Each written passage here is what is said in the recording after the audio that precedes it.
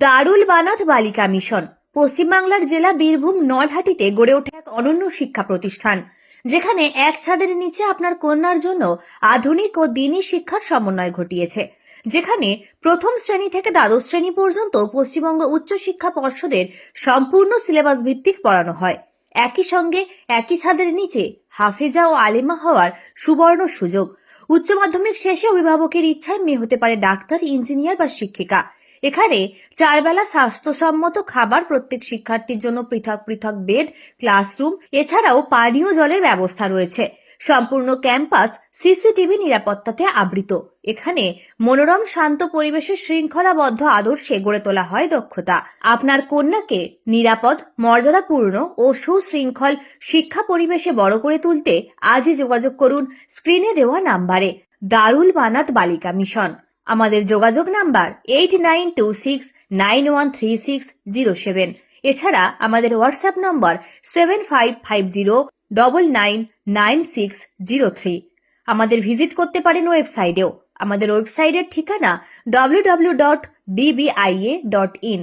তবে আর দেরি কেন, আপনার কন্যার উজ্জ্বল ভবিষ্যৎ আরম্ভ হোক দারুল বানাত বালিকা মিশন থেকেই।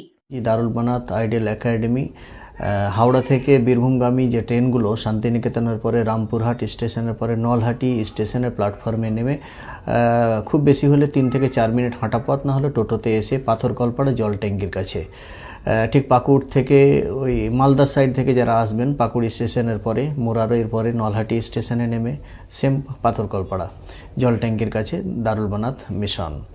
এবারে জানতে চাইছেন এখানকার বৈশিষ্ট্যতা সম্পর্কে আপনাকে খুব অল্প কথাতে আমি বোঝাতে চাইছি বা জানাতে চাইছি যে এখানকার স্পেসিফিকেশন যেটা, সেটা হচ্ছে যে অনেক মিশন, অনেক স্কুল আছে যেগুলোতে ধরুন ধারাবাহিকভাবে খুব ভালো লেখাপড়া হয়, অনেক ডাক্তার, ইঞ্জিনিয়ার তৈরি হয় সেসব মিশনগুলোতে। আর অনেক মাদ্রাসা আছে যেখানে হাফেজা, আলেমা তৈরি হয়, কিন্তু সব নিজের নিজের গতিতে, নিজের নিজের লাইনে তারা কিন্তু প্রসিদ্ধ।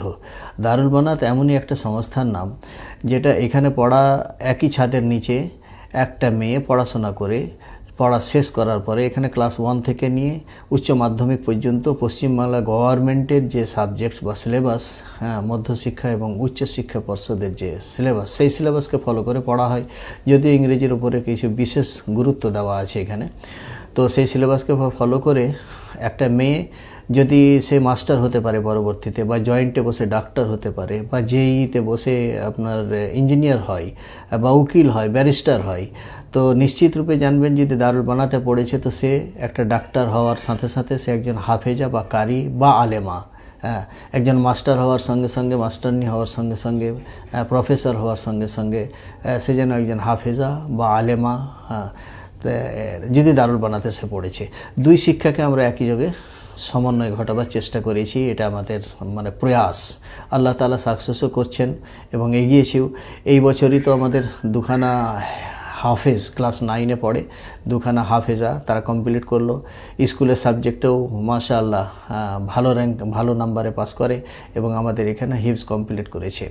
শুধু মাদ্রাসার শিক্ষা হাফেজা বা আলেমা এবং স্কুলের শিক্ষা উচ্চ মাধ্যমিক তাই নয়, আমরা আদর্শ এবং চরিত্র গঠন করার প্রয়াস নিই মেয়েদের ক্ষেত্রে। কিছু শ্বশুরবাড়িতে কেমনভাবে জীবনযাপন, শ্বশুরের সঙ্গে ব্যবহার, শাশুড়িদের সঙ্গে ব্যবহার, শ্বশুরবাড়ির লোকেদের সঙ্গে যে আপ্যায়ন, সেটাকেও আমরা ফলো করি এবং সেগুলোকেও আমরা তাদের জীবনের পাথেয় হিসাবে আমরা সেসবগুলোকে, মূল মন্ত্রগুলোকে তাদের মধ্যে ইমপ্লিমেন্ট করার চেষ্টা করি আলহামদুলিল্লাহ। তো এই হচ্ছে আমাদের এখানকার সংক্ষিপ্ত বৈশিষ্ট্যতা। এবং বিশিষ্টভাবে আমি আরও বলতে চাইছি যে দারুল বানাত আইডিয়াল একাডেমি আর জন্য আপনারা দোয়া করবেন যে আজকের যুগে যে স্কুল কলেজের পরিবেশ, সেই দূষিত পরিবেশ থেকে আমরা দুই শিক্ষায় একযোগে শিখি, একই ছাদের নিচে একই বিল্ডিংয়ের মধ্যে দুই শিক্ষাকে মেয়েদের, আমাদের ঘরের মেয়েদেরকে আমরা মানুষ করতে চাইছি। আসসালামু আলাইকুম ওয়া রাহমাতুল্লাহি ওয়া বারাকাতুহু।